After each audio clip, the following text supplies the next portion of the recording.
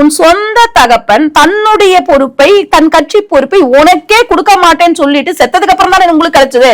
அப்போ உங்களுக்கு அதிர்ஷ்டக்காரனை பார்த்து பொறாம இருக்குதானே இருக்கும்.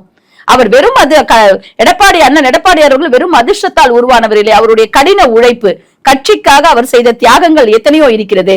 இன்னைக்கு மக்கள் தெளிவாக உணர்ந்த, கட்சிக்காரர்கள் எல்லாருமே தெளிவாக உணர்ந்து விட்டார்கள். என்னன்னா, அண்ணன் எடப்பாடியார் இல்லை என்றால் இன்றைக்கு அதிமுக இல்லை என்பதை மக்கள் தெளிவாக உணர்ந்து விட்டார்கள். எடப்பாடியாரை பற்றி உதயநிதி அவர்களும் ஒரு விமர்சனம் வச்சிருக்கிறாரு.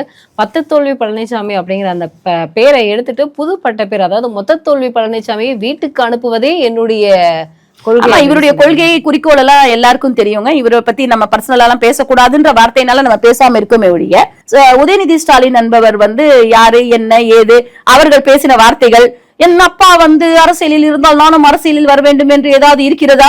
இது கேட்டது யாரு? உதயநிதி ஸ்டாலின்.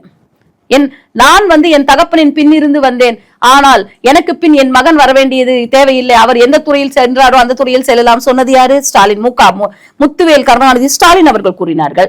இப்படி வரமாட்டாருன்னு சொல்லி உனக்கு நீ ஒரு முதல்வரினுடைய மகன் என்ற காரணத்தினால், கலைஞரின் பேரன் என்ற காரணத்தினால் உடனடியாக உங்களுக்கு எம்எல்ஏ சீட்டு கொடுக்கப்பட்டு, உடனடியாக நீங்கள் மந்திரியாக்கப்பட்டு, உடனடியாக நீங்கள் துணை முதல்வராக்கப்பட்டு இன்னைக்கு திரும்ப பேசுறீங்களே, நீங்கள் ஏதாவது பற்றி ஒரு உழைப்பினுடைய அருமை தெரிந்தவரா, அரசியலில் அரிச்சுவடி தெரிந்து வந்தவரா?